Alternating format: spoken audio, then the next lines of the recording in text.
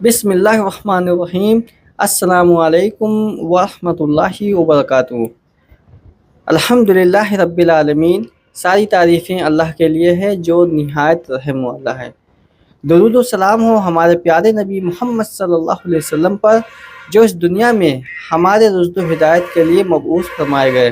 پیارے بھائیوں اور بہنوں، آج کی اس ویڈیو میں ہم 5 انمول حدیثیں سنیں گے جو ہماری زندگی کو روشن کریں گی اور ہمیں اچھا مسلمان بننے کا راستہ دکھائیں گی۔ آئیے دھیان سے سنتے ہیں۔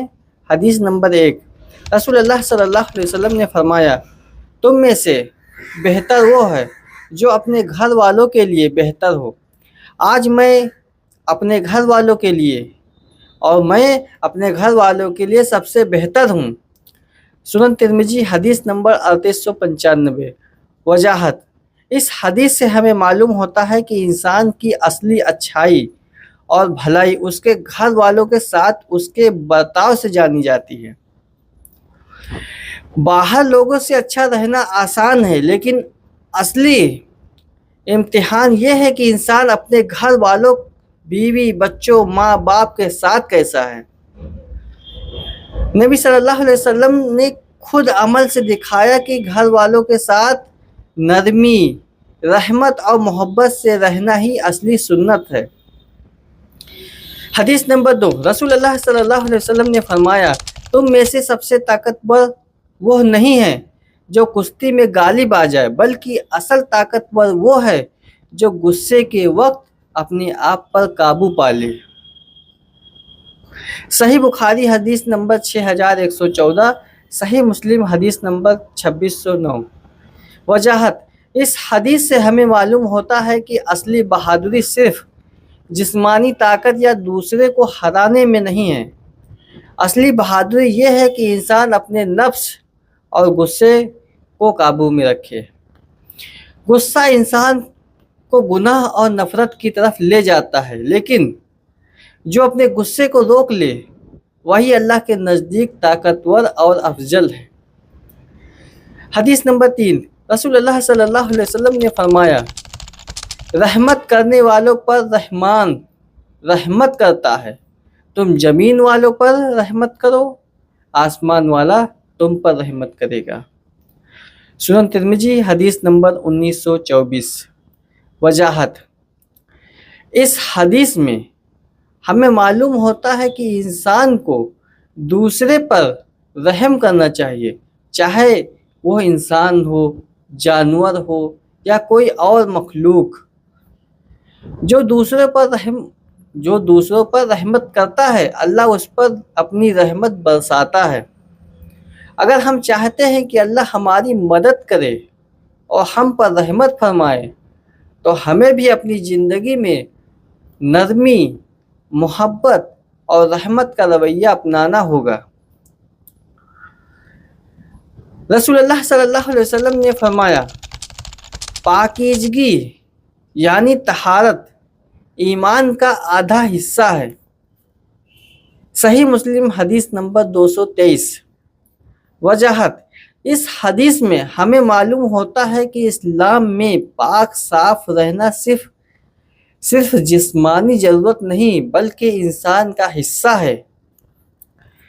وضو، غسل، کپڑوں اور دل کی صفائی، یہ سب انسان کو اللہ کے قریب کرتے ہیں۔ اللہ پاک ہے اور پاکیزگی کو پسند کرتا ہے۔ اس لیے ایک مسلمان کی زندگی ہمیں صاف ستھری اور پاک ہونی چاہیے۔ حضرت ابو مالک حارث بن عاصم اشعری رضی اللہ تعالیٰ عنہ سے روایت ہے کہ وہ کہتے ہیں کہ رسول اللہ صلی اللہ علیہ وسلم نے فرمایا، پاک صافی یعنی طہارت ایمان کا آدھا حصہ ہے۔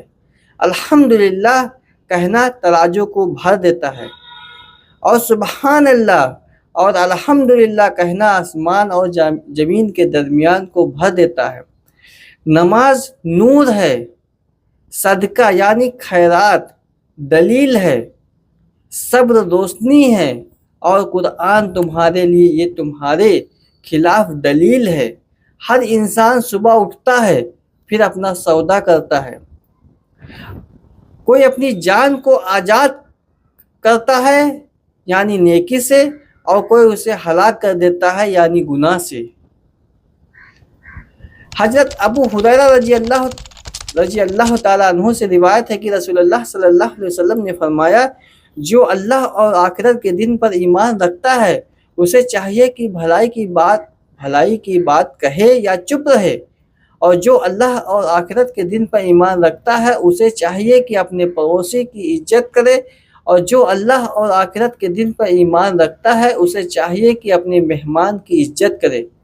وجاہت: اس حدیث میں رسول اللہ صلی اللہ علیہ وسلم نے ہمیں 3 بڑی اہم باتوں کی تاکید کی۔ نمبر 1، زبان کی حفاظت۔ انسان کو صرف بھلی اور نیک باتیں کرنی چاہیے۔ اگر کہنے کے لیے کچھ اچھا نہ ہو تو چپ رہنا بہتر ہے، کیونکہ بیکار یا بری باتیں انسان کے ایمان کو نقصان پہنچاتی ہے۔ نمبر 2، دوسری بات، پڑوسی کا حق۔ اسلام میں پڑوسی کی بہت اہمیت ہے۔ اچھا مسلمان وہی ہے جو اپنے پڑوسی کا خیال رکھے، اس کے ساتھ محبت اور انصاف کا سلوک کرے۔ تیسرا پوائنٹ، مہمان نوازی۔ مہمان اللہ کی رحمت ہوتا ہے۔ مہمان کا اکرام اور اس کی خدمت کرنا مسلمان کی پہچان ہے۔ اس حدیث میں ہمیں معلوم ہوتا ہے کہ اصل ایماندار وہی ہے جو اپنی زبان، پڑوسی اور مہمان تینوں کے حقوق ادا کرتا ہے۔ اگر ہم ان حدیثوں پر عمل کر لیں تو ہماری دنیا اور آخرت دونوں سنور جائیں گی۔ اللہ تعالیٰ ہمیں ان حدیثوں پر عمل کرنے کی توفیق عطا فرمائے، آمین۔ السلام علیکم ورحمۃ اللہ وبرکاتہ۔